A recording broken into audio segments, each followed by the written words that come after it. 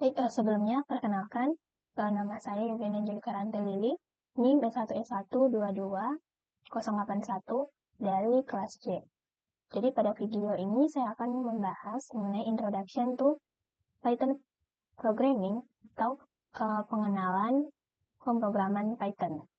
Jadi langsung saja, di sini ada beberapa topik yang akan dibahas. Yang pertama di sini meninjau kembali dasar-dasar.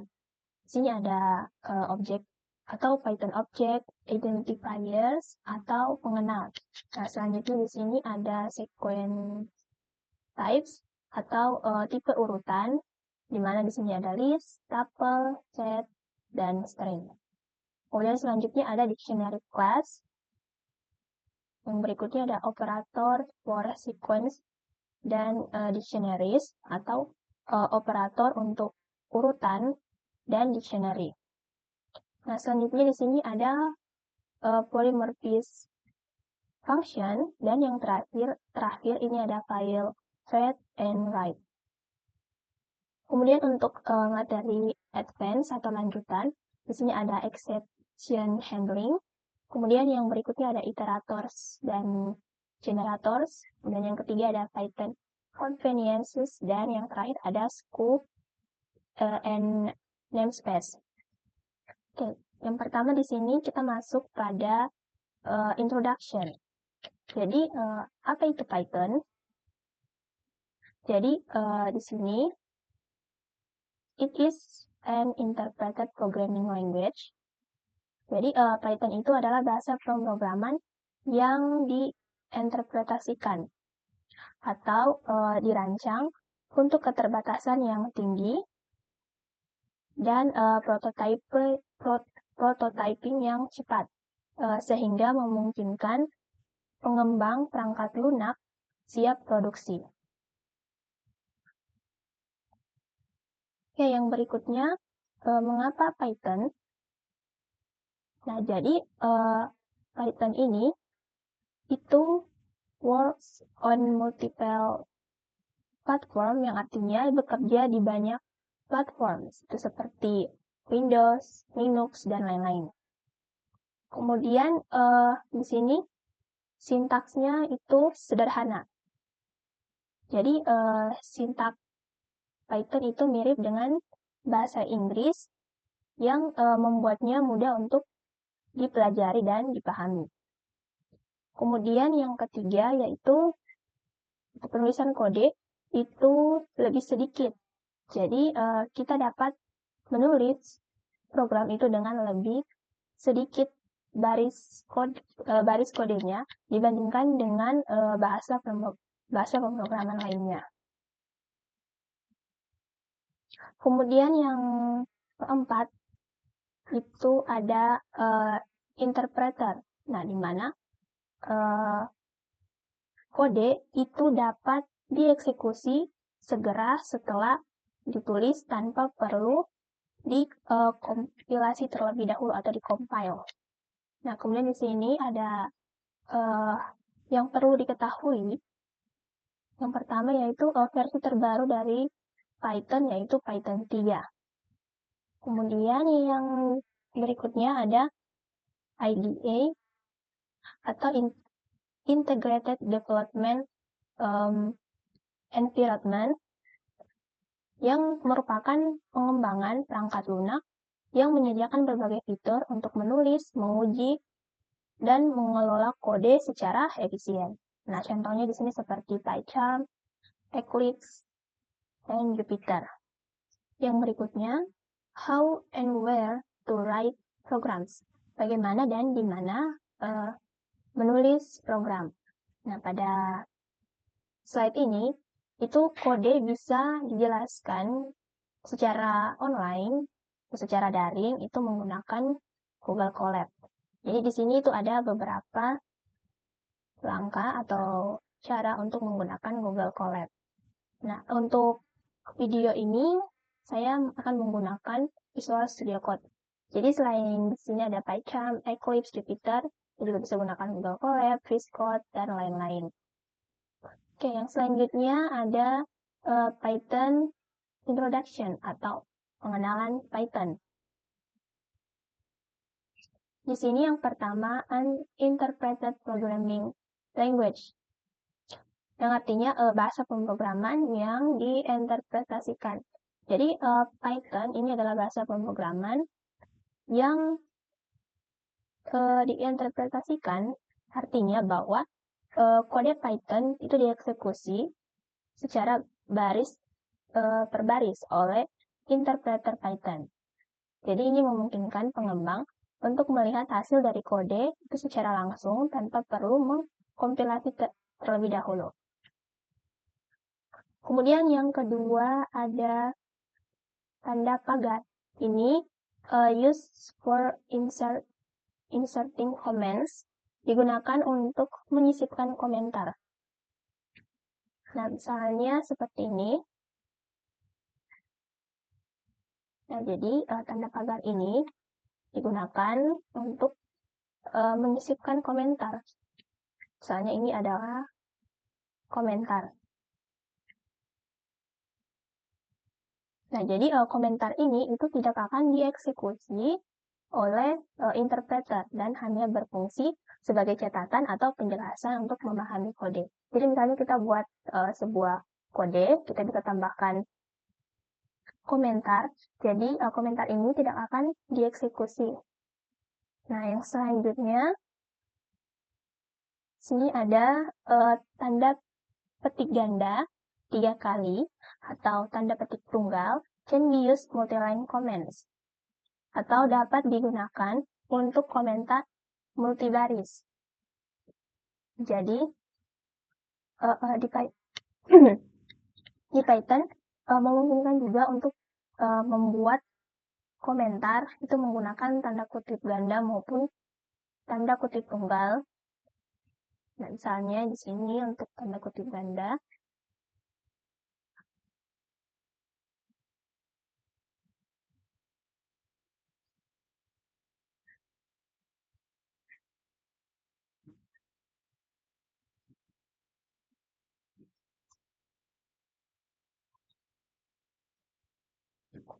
Nah, jadi seperti ini kita bisa menulis lebih dari satu baris atau beberapa baris. Oke, yang selanjutnya di sini ada backslash can be used for continuing comment on multiple lines, yang artinya dapat digunakan untuk melanjutkan perintah pada beberapa baris. Jadi tanda ini itu bisa kita gunakan untuk melanjutkan perintah yang terlalu panjang. Jadi misalnya kode itu memiliki atau baris itu memiliki kode yang lumayan panjang, kita bisa gunakan ini tanda backslash untuk membuat kode itu terdiri dari beberapa baris. Jadi bisa meningkatkan keterbacaan kode, jadi lebih mudah untuk dipahami. Kemudian ada a code block step indented itu control structure, yang artinya blok kode itu diindentasi dengan tab atau struktur kontrol. Jadi Python itu menggunakan indentasi, misalnya seperti tab atau spasi, itu untuk menandakan blok kode dalam struktur kontrol itu, misalnya kayak if, for, while, atau function. Jadi ini akan membantu dalam memahami struktur kode dengan jelas. Nah, jadi untuk contohnya seperti ini. Jadi misalnya kita punya if, true. Jadi untuk baris berikutnya itu harus ditulis pakai tab atau spasi.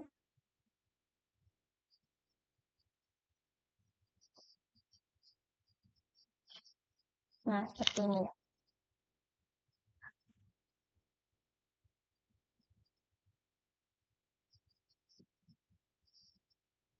Nah, selanjutnya yang terakhir An object-oriented language and classes form the basis for all data types, yaitu bahasa pemrogram atau bahasa berorientasi objek dan kelas itu akan dan kelas membentuk dasar untuk semua jenis data. Jadi konsep objek dan kelas pada pemrograman Python itu menjadi dasar untuk semua tipe data dan struktur dalam Python. Setiap variabel, tipe data, atau fungsi dalam Python adalah objek yang berasal dari kelas tertentu.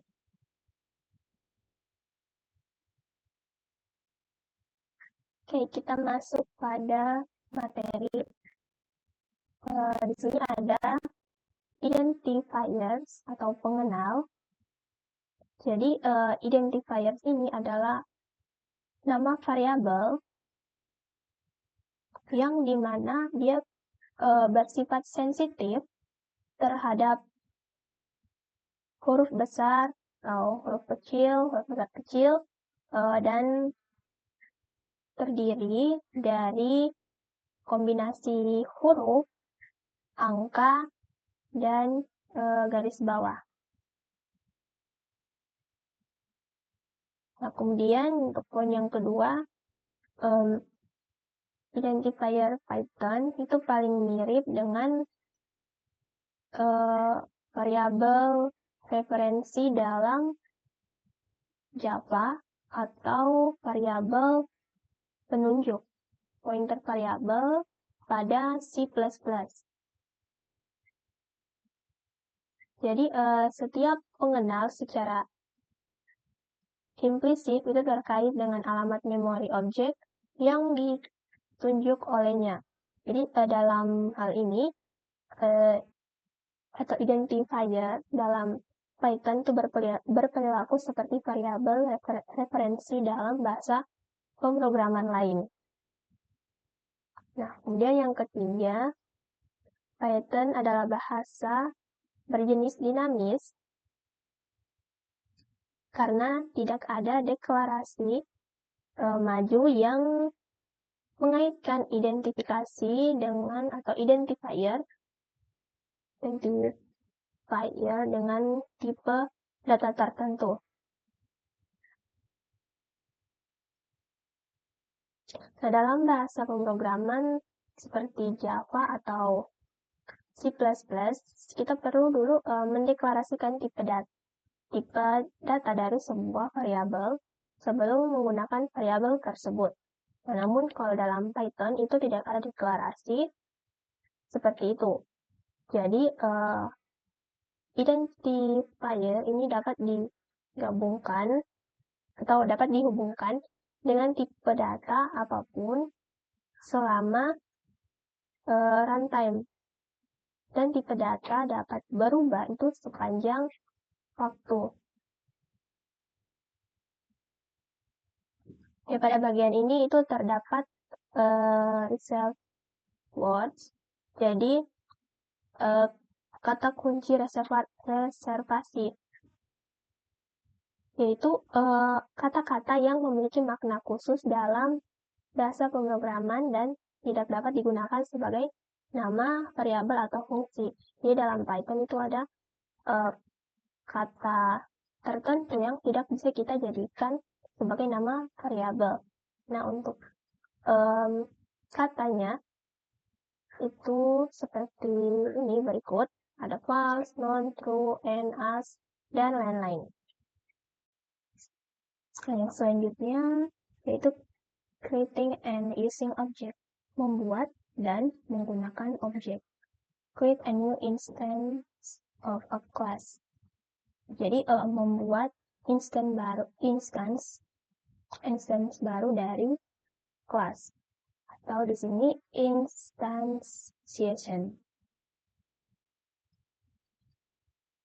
Yang berikutnya ini ada literal Python for design untuk menunjukkan atau menunjuk instance baru.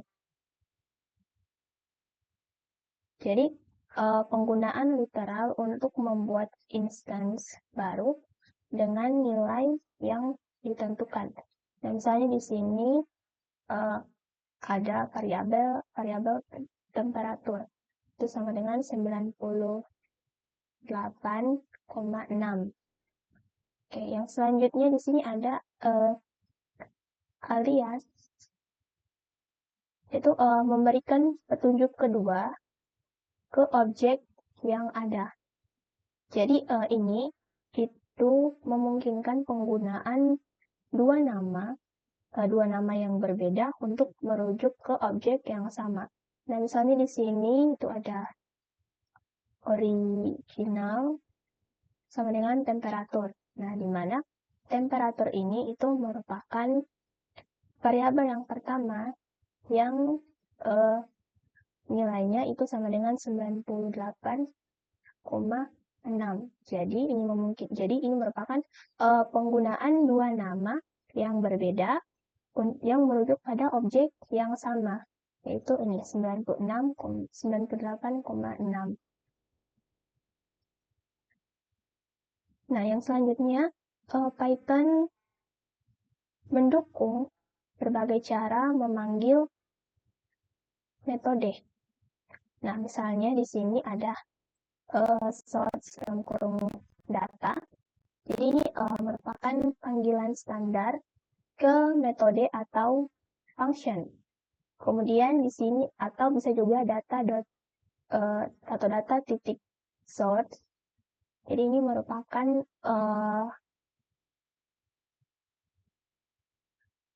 panggilan untuk metode anggota objek, member of function. Yang berikutnya ada jenis-jenis metode. Nah, yang pertama ini ada metode asesor atau metode akses. Nah, di mana metode ini return information about the state of an object. Yaitu mengembalikan informasi tentang keadaan suatu objek, tetapi but do not change the state. Tidak mengubah keadaannya. Jadi, metode ini digunakan untuk mengakses atribut objek tanpa mempengaruhinya. Nah, contohnya itu bisa dilihat pada gambar atau contoh kode program ini. Nah, di mana pada metode get atribut ini mengakses data dari objek student. Nah, di mana metode ini itu mengembalikan daftar yang berisi atribut nama, umur, atau name, age, dan nomor subjek. Jadi, di mana ini hanya bisa mengakses tanpa dia mempengaruhi objek student. Nah, selanjutnya yang kedua ini ada mutator. Jadi, mutator atau metode komutatif update method itu mengubah keadaan objek dengan memperbaharui nilai-nilai atributnya. Jadi metode ini digunakan untuk memodifikasi atau mengubah keadaan objek. Kalau yang asesor kita hanya bisa mengakses tanpa merubah. Nah, sedangkan mutator kita bisa memodifikasi keadaan objeknya. Nah, seperti contoh di sini untuk metode set atribut. Nah, di sini dia mengubah data dari objek student. Nah, di mana metode ini itu menerima parameter nama, age, dan nomor subjek yang baru.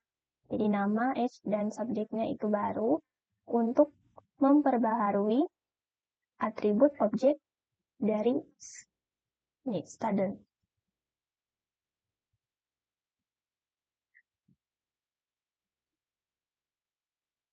Nah, selanjutnya di sini yang terakhir ada a class is immutable. Kelas yang tidak dapat diubah. Jadi suatu kelas dikatakan tidak dapat diubah jika setiap objek dari kelas tersebut memiliki nilai yang tetap pada saat instansi yang tidak dapat diubah kemudian. Nah, contohnya itu seperti float, integer, boolean, dan class atau string. Jadi yang selanjutnya yaitu sequence type class atau kelas urutan. Tipe kelas urutan. Nah, di sini ada 4.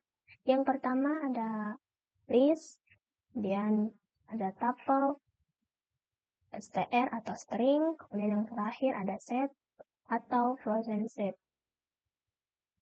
Jadi langsung saja kita masuk pada yang pertama, yaitu kelas list. Nah, di sini a list instance stores a sequence of object atau instance list menyimpan urutan objek. Nah, selanjutnya di sini a list is a referential structure atau list. Ini merupakan struktur referensial. Jadi secara teknis ini menyimpan urutan referensi ke elemen-elemennya. Nah, yang selanjutnya, lists are array-based sequence and are zero index. Jadi list ini adalah urutan yang berbasis array dan di index itu mulai dari 0 atau zero index. A list of has element n has element index from 0. Jadi list ini itu memiliki panjang elemen atau list dengan panjang n itu memiliki elemen yang diindeks dari 1 hingga n-1 eksklusif. Nah, jadi untuk contohnya bisa dilihat di sini misalnya variabel prime ini merupakan sebuah list, nah di mana di dalam list ini itu terdiri dari 2, 3, 5, 7, 11 dan seterusnya. Nah, di mana list ini itu berbasis array yang urutannya atau diindekskan mulai dari 0. Jadi 2 ini merupakan indeks 0, 3 merupakan indeks 1, 5 merupakan indeks 2, dan seterusnya. Nah, kemudian poin yang berikutnya, Python use the character. Jadi Python menggunakan karakter kurung siku sebagai pembatas untuk literasi atau literal list. Dengan kurung siku sendiri itu merupakan list kosong. Jadi kurung ini itu sebagai list kosong. Nah, yang poin selanjutnya, konstruktor list itu menghasilkan list kosong secara default. Namun, konstruktor ini akan menerima parameter apapun yang bertipe iterable. Nah, contohnya misalnya bisa dilihat di sini. Nah, ini variabel D itu menggunakan konstruktor list. Nah, di mana ini berisi kata hello. Dan jika kita print, maka setiap huruf dalam kata hello ini itu merupakan indeks. Jadi misalnya H adalah indeks 0, E merupakan indeks 1, L merupakan indeks kedua, dan seterusnya. Kemudian, list is a mutable sequence. Jadi list ini merupakan urutan yang dapat diubah atau mutable. Jadi elemen-elemen dapat ditambahkan, dihapus dari urutan tersebut. Nah, contohnya itu seperti ini. List are mutable. Nah, misalnya di sini, ini sebuah list, yaitu terdiri dari 2, 3, 4, 5. Misalkan kita mau tambahkan 6 itu ke dalam list, maka dia akan ditambahkan pada indeks yang terakhir. Nah, kalau misal di print itu seperti ini outputnya. Selanjutnya, misalnya kita akan hapus 3 dari list. Nah, maka angka 3 akan terhapus. Jadi di sini menggunakan perintah remove. Selanjutnya di sini ada menambahkan nilai 10 atau 10 ke dalam list pada indeks pertama. Jadi nanti urutannya yaitu 2, 10, 4, 5, 6. Yang selanjutnya ada kelas tuple. Nah, jadi untuk tuple ini dia itu versinya immutable, yang artinya tidak dapat diubah. Jadi urutannya itu merupakan sequence yang tidak dapat diubah. Jadi tuple ini tidak dapat diubah. Jadi elemen-elemen yang ditambahkan atau elemen. Nah, yang selanjutnya di sini ada kelas tuple. Nah, jadi tuple ini itu merupakan versi sequence yang tidak dapat diubah atau immutable. Jadi elemen-elemen itu tidak dapat ditambahkan atau dihapus dari urutan. Nah, contohnya itu seperti di sini. Misalnya di sini menambahkan 5 itu ke dalam tuple. Nah, maka ketika kita print itu akan error karena tuple sendiri itu versinya yaitu immutable. Nah, selanjutnya di sini tanda kurung itu digunakan sebagai pembatas untuk tuple. Dengan tanda kurung itu merupakan tuple kosong.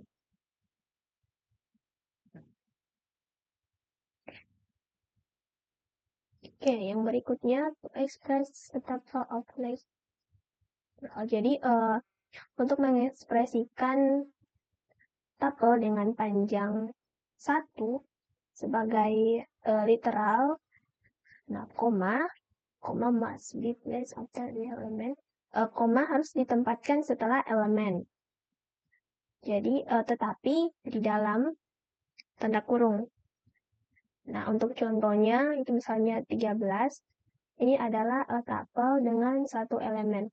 Nah, untuk contoh lebih jelasnya bisa dilihat di sini. Nah, misalnya untuk tuple dengan satu elemen, sini untuk tuple 4. Nah, kalau untuk print, kita untuk melihat tipe dari variabel tab 4 ini apa, jadi print tipe tab 4, nah hasilnya seperti ini, kelas. Nah, untuk poin berikutnya, yaitu untuk mengukur atau untuk mengekspresikan tuple dengan panjang 1 sebagai literal, koma harus ditempatkan setelah elemen tersebut, tetapi di dalam tanda kurung. Nah, contohnya itu seperti ini. Kalau untuk satu elemen, maka ya, di sini bisa dibandingkan jika kita pakai koma, kemudian print tipe dari variabel tab 5 ini, atau tuple 5, itu hasilnya merupakan kelas tuple. Nah, sedangkan jika tidak menggunakan koma, maka ini merupakan tipe integer. Jadi untuk membedakannya, setiap setelah elemen kita tuliskan, maka kita gunakan tanda koma. Dan untuk misalnya hanya tuple yang hanya terdiri dari satu elemen, jadi setelah penulisan elemennya ditambahkan koma. Nah, selanjutnya untuk kelas str atau string. Nah, di sini yaitu string itu merupakan urutan karakter yang tidak dapat diubah atau immutable. Nah, contohnya itu seperti ini. Kalau untuk menuliskan string, menggunakan petik 2 atau petik tunggal. Nah, selanjutnya ada juga karakter Unicode yang bisa dimasukkan. Nah, contohnya itu seperti ini. Nah, kemudian yang poin keempat, tanda petik tunggal dan petik ganda itu digunakan untuk komentar multi baris. Nah, seperti contoh ini, itu variabel message yang menggunakan tanda petik ganda untuk menulis multi baris. Jadi lebih dari satu baris. Nah, ketika di print, nah hasilnya seperti ini. Dan untuk poin terakhir, di sini karakter individual dari string dapat diakses menggunakan operator kurung siku. Nah, seperti contoh, di sini misalnya ada hello world. Nah, untuk variabel 1, ini akan ingin mengakses indeks 0. Jadi, indeks 0-nya itu adalah H. H merupakan indeks 0, E merupakan indeks 1, dan seterusnya. Nah, ini adalah stringnya. Selanjutnya, misalnya ingin memprint untuk var 2, yaitu indeks 1, hasilnya seperti ini. Jadi, 1, indeks 1, hingga batasnya 5. Nah, 5 ini dikurang 1. Jadi, indeks pertama, indeks kedua, indeks ketiga, dan indeks keempat. Maka yang terprint adalah no. Nah, ini juga ada beberapa contoh, misalnya penggunaan backslash. Nah, seperti ini. Kemudian backslash ganda untuk membuat backslash tunggal. Nah, seperti ini. Yang terakhir di sini yaitu set and relationship class. Nah, jadi kelas set itu mewakili konsep matematika dari sebuah himpunan, yaitu kumpulan elemen tanpa duplikasi dan tanpa urutan inheren untuk elemen-elemen tersebut. Jadi dalam set itu elemennya tidak dapat atau tidak bisa duplikasi. Jadi hanya elemen tunggal. Nah, poin selanjutnya, keuntungan utama menggunakan set dibanding dengan list adalah set memiliki metode yang sangat optimal untuk memeriksa apakah suatu elemen tertentu ada di dalam set. Nah, ini didasarkan pada struktur data yang disebut hash tables.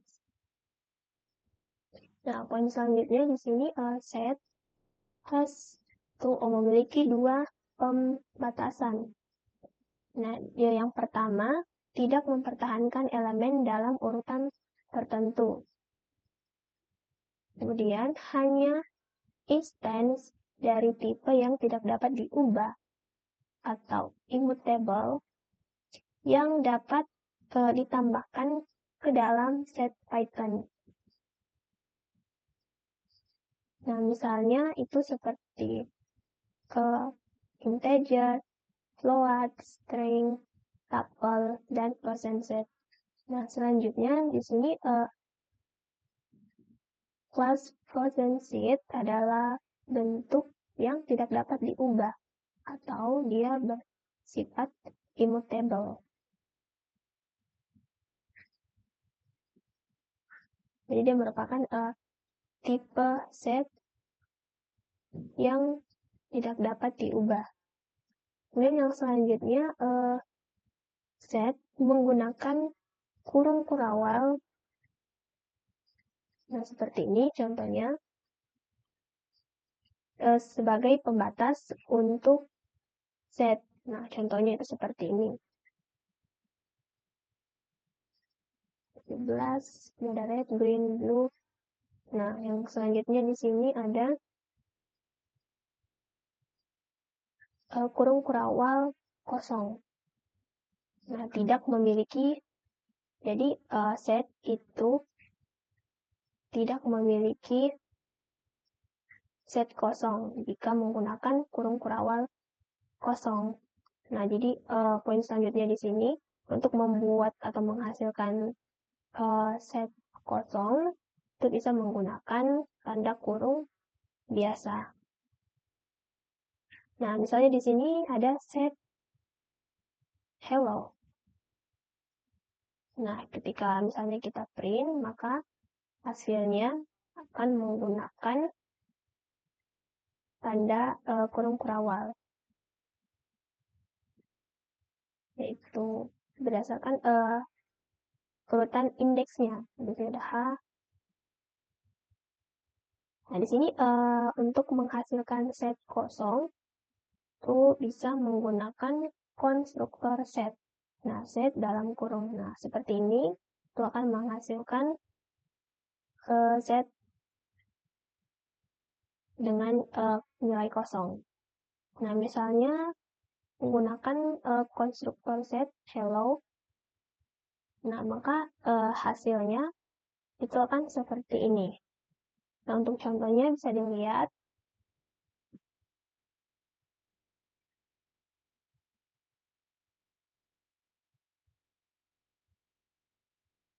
Oke, nah di sini ada variabel D. Itu D sama dengan set. Kemudian dalam kurung, nah di dalamnya lagi ada kurung siku yang elemennya itu 1, 2, 3, 4. Nah, ketika di print itu hasilnya seperti ini. 1, 2, 1,2, 3,4.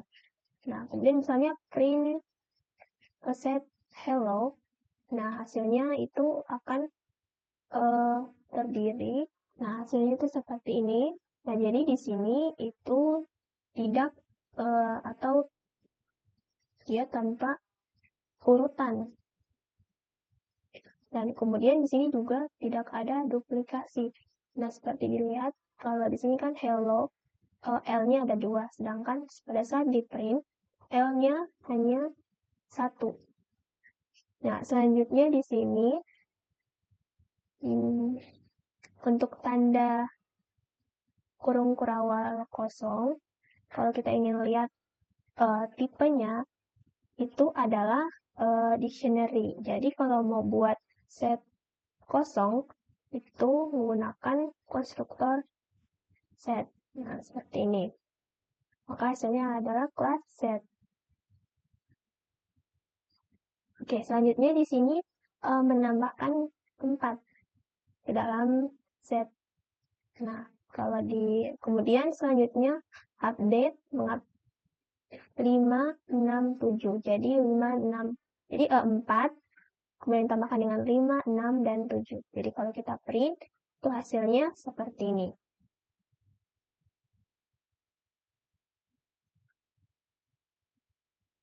Nah, selanjutnya untuk contoh tipe %set. Jadi untuk penulisannya itu seperti ini. dan kita print, nah hasilnya. Oke, yang terakhir itu ada dictionary class. Jadi untuk poin pertama ini mewakili sebagai atau sebuah kamus, dictionary, atau mapping pemetaan dari suatu set kunci untuk ke nilai-nilai yang terkait. Nah, kemudian poin yang kedua, jadi literal dictionary juga menggunakan kurung kurawal. Nah, contohnya seperti ini. Misalnya ini variabel A yang dimana menggunakan kurung kurawal. Nah, untuk poin selanjutnya, bentuk literal untuk menghasilkan dictionary kosong itu seperti ini, tanda kurung kurawal. Nah, poin keempat, konstruktor untuk kelas di dictionary menerima pemetaan yang sudah ada sebagai parameter.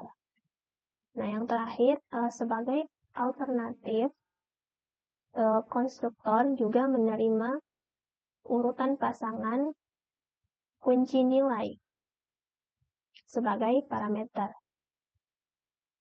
Seperti dalam dictionary, seperti dalam di pairs with atau dengan pairs. Nah, contohnya itu bisa dilihat sini misalnya variabel B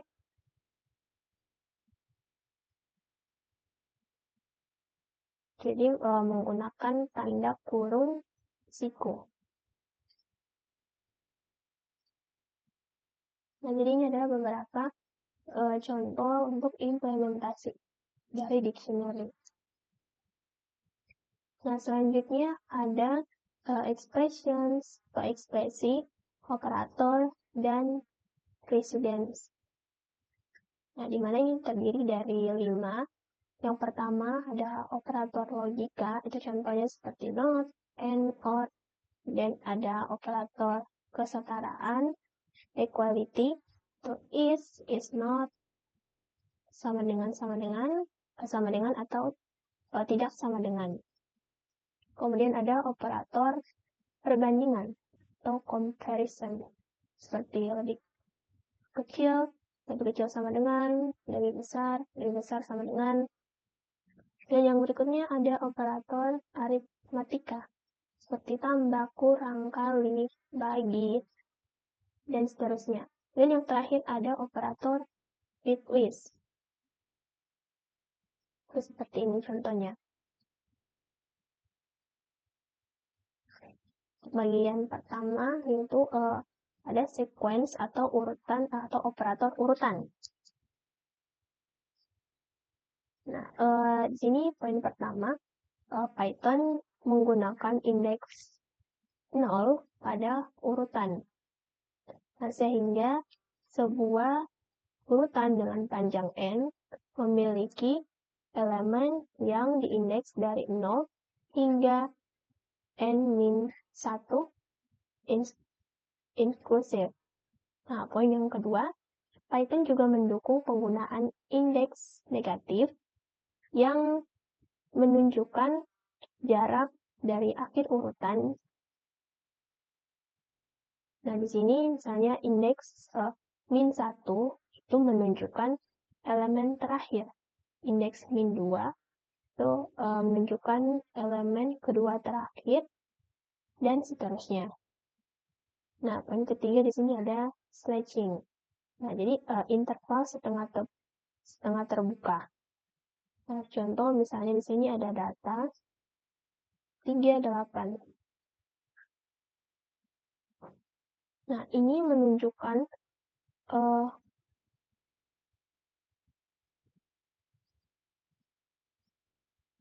sub atau urutan yang mencangkup 5 indeks.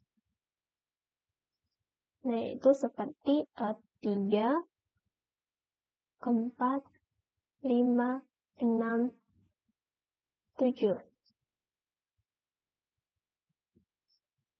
Nah, untuk poin terakhir, nah di mana semua urutan sequence itu mendefinisikan operasi perbandingan berdasarkan urutan leksikografik. Nah, melakukan perbandingan elemen demi elemen hingga ditemukan perbedaan pertama. Nah, sebagai contoh, ini misalnya ada 5, 6, 9, itu lebih kecil dari 5, 7, karena entry pada indeks 1.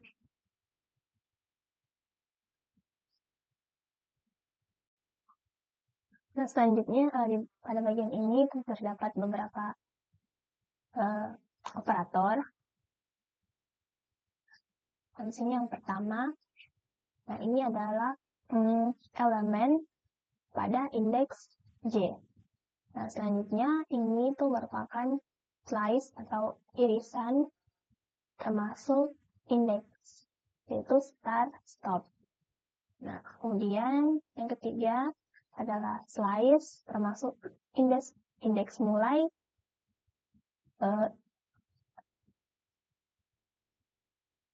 indeks start. Kemudian di sini ada start plus step. Nah, selanjutnya beberapa operator dari sequence. Nah, di sini yang pertama itu ada elemen pada indeks J. Kemudian yang ini itu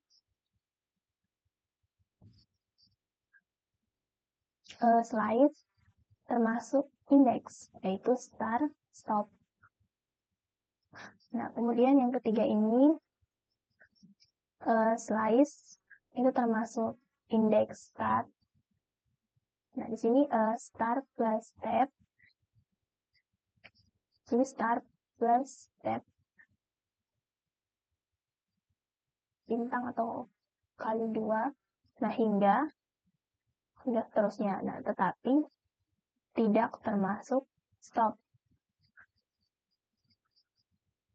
Nah, selanjutnya untuk ini, yaitu adalah penggabungan urutan. Kemudian, selanjutnya ini merupakan call in S, yaitu periksa keberadaan elemen di dalam sequence. Nah, kemudian yang ini yaitu memeriksa kehadiran atau ketidakberadaan elemen di dalam sequence. Nah, di sini yang berikutnya itu memeriksa kesetaraan elemen demi elemen. Nah, kemudian yang ini tidak setara atau tidak sama dengan. Nah, selanjutnya yang ini yaitu kurang dari secara leksikografis. Dan ini yaitu kurang dari sama dengan, dan yang ini lebih dari, dan yang terakhir lebih dari atau sama dengan. Nah, yang selanjutnya adalah beberapa contoh untuk operator untuk set. Nah, yang pertama yaitu memeriksa keberadaan elemen di dalam K. Nah, kalau yang ini ketidakadaan elemen dalam set. Nah, kemudian yang ini yaitu S1 itu setara atau sama dengan S2. Nah, kalau yang ini itu tidak setara. Nah, yang ini itu subset. Kalau yang ini proper subset. Yang ini superset. Dan yang ini proper superset. Dan kemudian yang ini yaitu union dari S1 dan S2. Nah, yang ini interselection dari S1 dan S2. Nah, kemudian yang ini yaitu elemen-elemen dalam set 1 tapi tidak ada di set 2. untuk yang terakhir yaitu elemen-elemen yang hanya ada di salah satu dari S1 atau S2.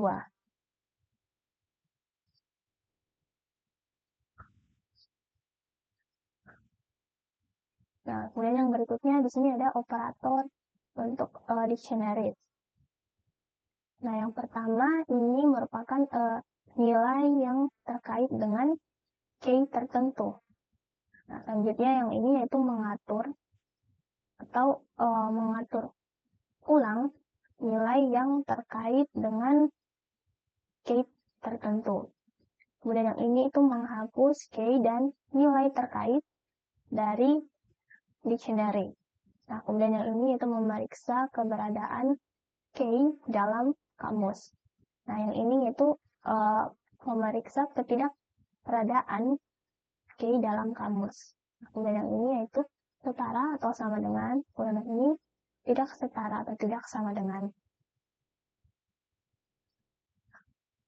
Nah, selanjutnya di sini ada nah di sini kayaknya ada variabel alpha yaitu 1, 2, 3. Kemudian beta ini sama dengan alpha. Nah, ini merupakan alias untuk alpha. Sama seperti yang saya sebutkan di awal tadi. Kemudian yang ini itu bermaksud untuk memperluas list asli dengan 2 elemen tambahan. Jadi menambahkan yaitu 4 dan 5. Oke, nah yang selanjutnya ini itu menetapkan ulang beta ke list baru. Nah, seperti ini misalnya contoh listnya. Nah, jadi ketika print atau print alpha, ini kan menghasilkan atau outputnya yaitu 1, 2, 3, 4, 5. Kenapa 6 dan 7 tidak masuk? Karena pada bagian ini kita telah membuat atau menetapkan ulang beta itu ke list baru. Nah, di sini selanjutnya ada presidensi operator. Nah, di sini untuk contohnya itu ada penugasan berantai. Nah, X sama dengan Y sama dengan 0. Nah, ini yaitu X tambah Y itu lebih besar atau sama dengan dari 1, lebih kecil sama dengan 10. Nah, untuk operator precedence yang lain itu ada 16.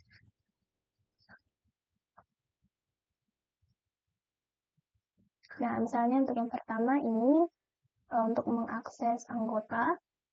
Kemudian sini ada function atau metode pemanggilan subskripsi atau irisan kontainer. Nah, yang ini itu merupakan eksponen. Kemudian ini ada operator binary. Dan ini tuh ada perkalian, pembagian. Nah, ini tuh ada penjumlahan atau pengurangan. Nah, ini merupakan bitwise shifting. Dan ini bitwise n, ini bitwise XOR sort, atau yang ini itu bitwise OR. Nah, selanjutnya yang ini ada perbandingan. Nah, kemudian yang ini ada logika NOT, yang ini logika AND, logika NOR, OR. Kemudian di sini ada kondisional atau kondisi, dan yang terakhir ada tugas atau assessment. Oke, nah yang selanjutnya sini ada control flow, itu if, while, for, break, dan continue. Nah, di sini contohnya misalnya untuk if, ini kondisi pertama menggunakan if, kondisi kedua, kondisi ketiga itu menggunakan elif, dan untuk kondisi terakhir atau yang sebagai penutupnya itu menggunakan else. Nah, misalnya untuk while, ini while, kemudian kondisi, condition, dan body. Dan untuk for, di sini elemen, ini interval, kemudian body. Nah, untuk break atau pernyataan break itu mengakhiri loop while atau for yang paling dekat secara langsung. Dan untuk continue, statement continue itu menyebabkan iterasi saat ini dari body loop itu terhenti. Nah, tetapi dengan iterasi selanjutnya dari loop berlanjut seperti yang diharapkan. Nah, yang selanjutnya di sini ada function. Jadi poin pertama ini istilah function digunakan untuk menggambarkan fungsi tradisional dan tidak menyimpan status yang dipanggil tanpa konteks kelas tertentu atau instan dari kelas tersebut. Nah, seperti misalnya ini variabel B itu sort data. Nah, jadi itu contohnya seperti ini. Kemudian poin kedua, ini yaitu istilah metode atau method digunakan untuk menggambarkan function anggota dengan dipanggil pada objek tertentu menggunakan sintaks pengiriman pesan berorientasi objek. Nah, seperti misalnya ini C sama dengan data. Nah, untuk poin yang berikutnya yaitu identifier yang digunakan untuk menggambarkan parameter yang diharapkan dikenal dengan parameter formal. Dan yang keempat ini ada objek yang dikirim oleh pemanggil saat memanggil function adalah parameter aktual. Nah, kemudian poin terakhir, function polymorphic, lebih dari satu tanda panggilan yang mungkin atau nilai parameter default. Selanjutnya di sini adalah penjelasan mengenai default parameter. Nah, misalnya di sini ada default itu A, B sama dengan 15, C sama dengan 27. Jadi ini merupakan pemanggilan yang valid. Misalnya yaitu for 4,12,8 atau di sini for 4. Nah, di sini itu ada jadi ini merupakan illegal function signature.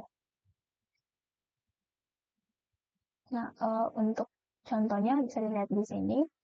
Nah, jadi ini itu merupakan signature of function. Dan ini itu adalah body dari function. Dan untuk bagian return end, ini adalah akhir dari function. Oke, untuk pembahasan selanjutnya yaitu mengenai input-output file. Nah, untuk memasukkan import dari keyboard itu bisa diketik seperti ini, yaitu input. Nah, untuk output ke konsol itu menggunakan perintah print seperti ini. Nah, untuk contohnya itu seperti ini. Misalnya X sama dengan input, kemudian perintah di sini berisi something. Nah, jadi kalau di print X itu outputnya ini something. Jadi nanti kita inputkan 10. Nah, kemudian untuk print X Jadi kita akan print X-nya yang sudah tadi kita inputkan, yaitu 10. Nah, untuk perintah ini yaitu untuk melihat tipe data dari variabel X ini, yaitu class string. Nah, selanjutnya untuk poin berikutnya di sini ada file handling, yaitu file adalah lokasi yang dinamai pada disk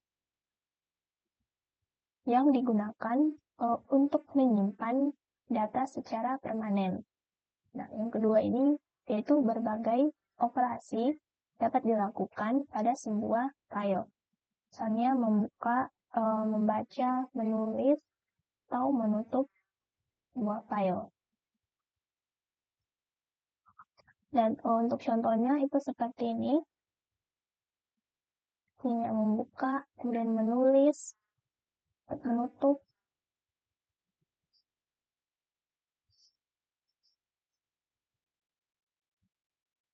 Dan di sini ada beberapa juga perintah bawaan untuk input output file.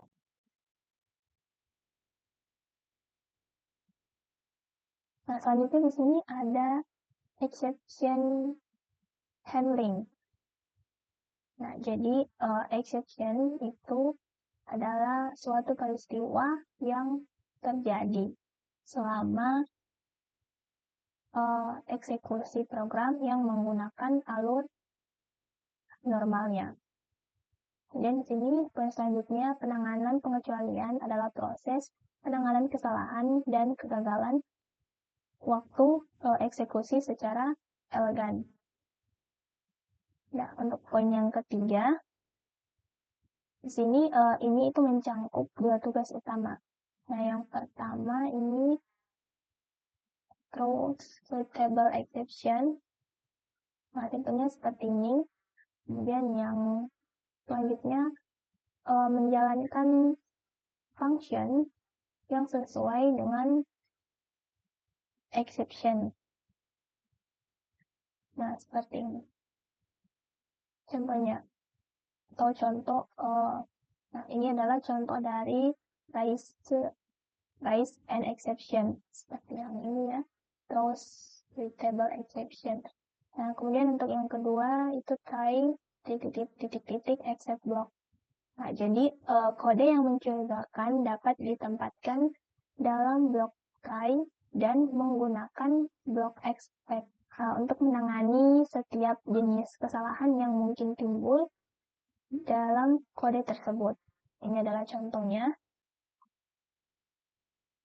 Nah, kemudian di sini ada raise an exception, kemudian catch an exception.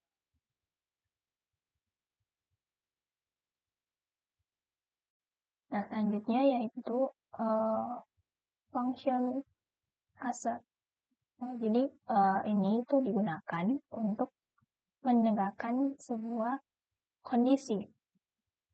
Kemudian di sini ada poin yang kedua, itu membuat pengecualian atau exception ketika kondisi tidak terpenuhi.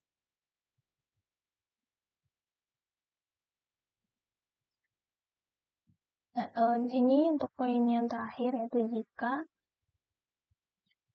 assertion gagal, Python menggunakan argumen untuk pengecualian assertion error. Dan untuk contohnya itu seperti ini.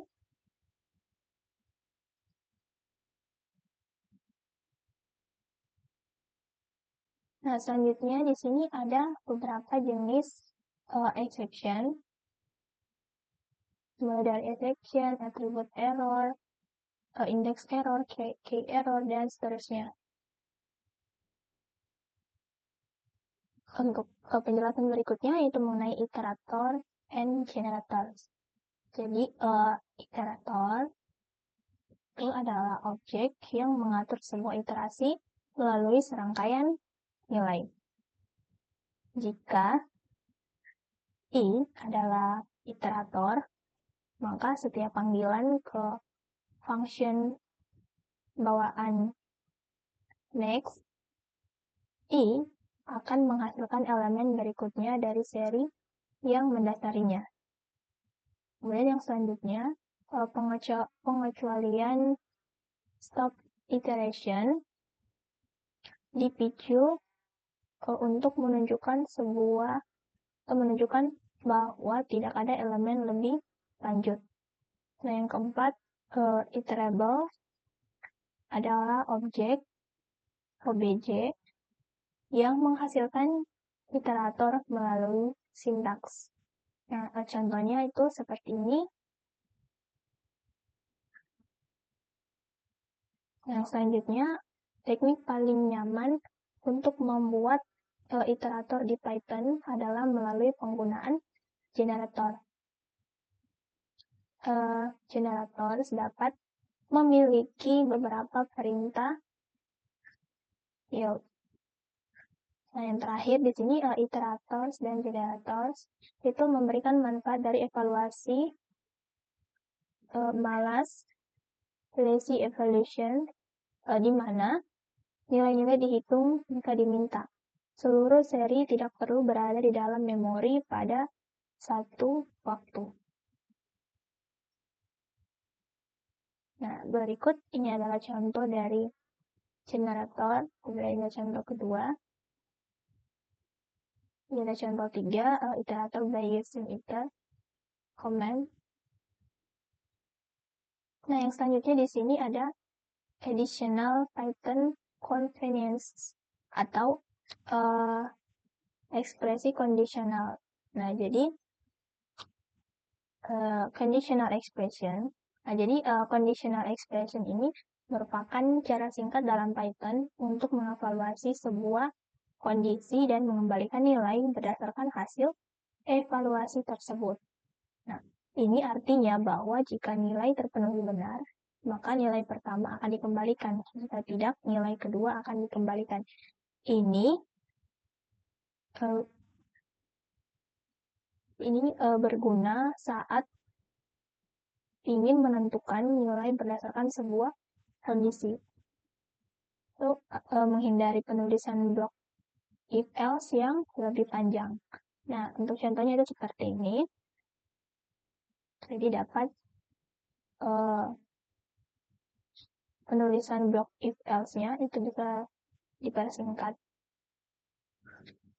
Oke, yang selanjutnya di sini ada syntax comprehension, yaitu menghasilkan suatu rangkaian nilai berdasarkan pemrosesan rangkaian lain. Ini adalah contoh dari list comprehension.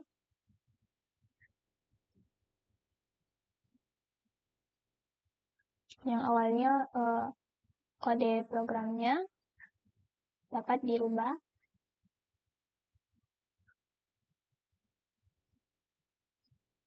dari yang terdiri dari 8 baris menjadi 4 baris. Yang berikutnya di sini ada comprehension sintaks lanjutan. Di sini ada 4. Ini untuk list and set, ada generator comprehension, kemudian ini ada dictionary comprehension. Sintaks generator terutama menarik ketika hasil tidak perlu disimpan dalam memori. Nah, sebagai contoh, untuk menghitung jumlah dari n kuadrat pertama, sintaks generator sini misalnya total sama dengan sum k for k in range 1, n plus 1. Lebih disukai daripada penggunaan list comprehension yang secara eksplisit diinstansiasi sebagai parameter. Nah, yang selanjutnya di sini ada packing and unpacking of sequence. Nah, yang pertama di sini ada automate packing. Nah, jika serangkaian ekspresi yang dipisahkan oleh koma diberikan dalam konteks yang lebih besar, mereka akan dianggap sebagai satu tupel tunggal. Bahkan jika tanda kurung penutup tidak disediakan. Nah, contohnya itu seperti ini.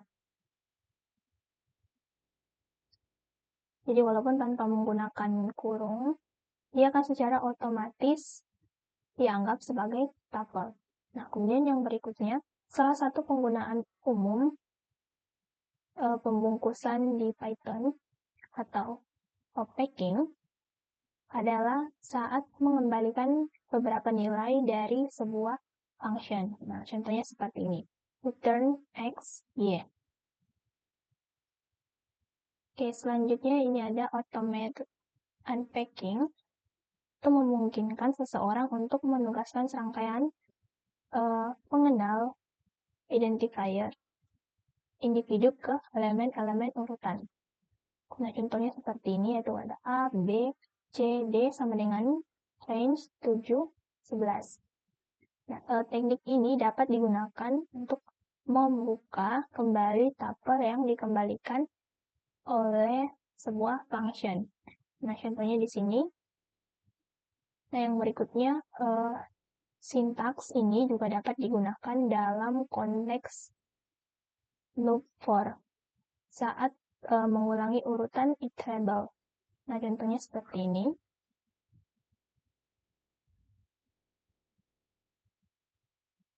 Nah, kemudian yang terakhir ini ada mengulang atau iterate melalui item-item dictionary. Nah, ini contohnya itu for k, p in mapping titik items. Dan yang selanjutnya di sini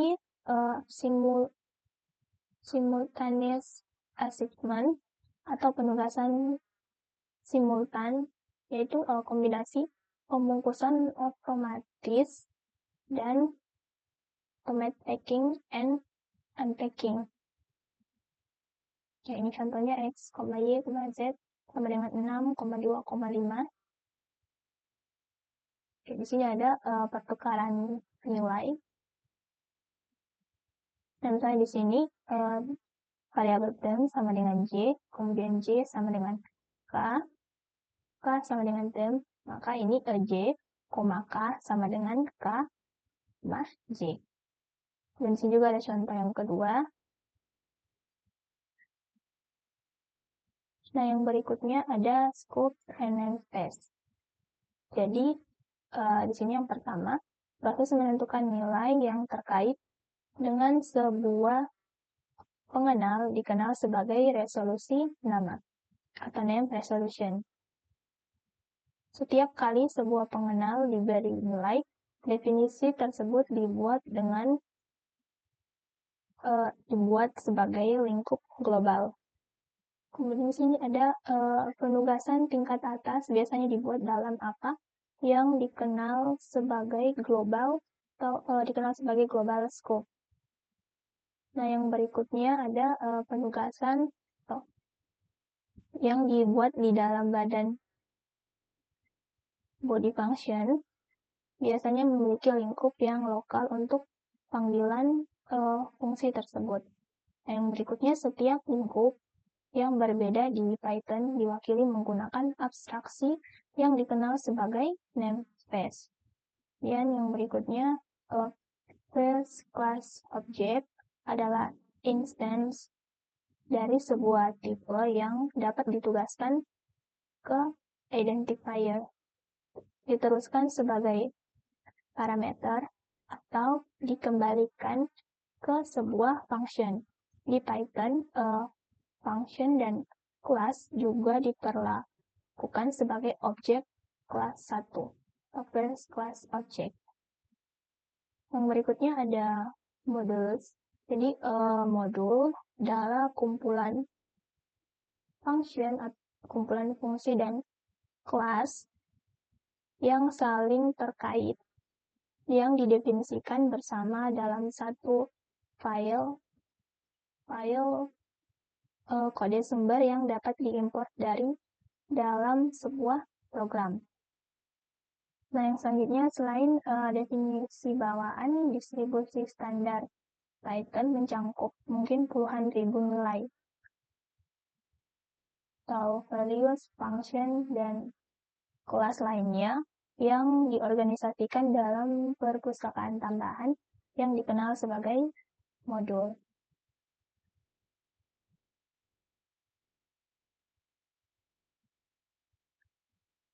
Oke, yang terakhir, atau sebelum itu, ini ada contohnya, itu import map, format, importing, escape.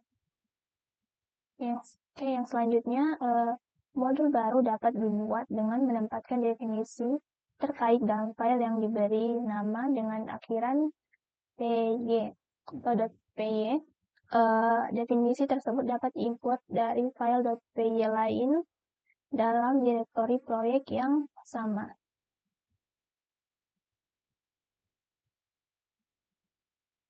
Nah, selanjutnya di sini ada beberapa daftar modul: array, collection, copy,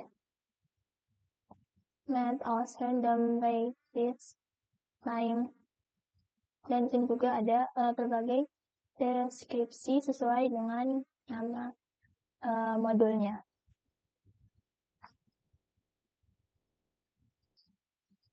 Baik, mungkin sekian video penjelasan dari saya mengenai materi Introduction of Python Programming. Kurang dan lebihnya mohon dimaafkan. Terima kasih.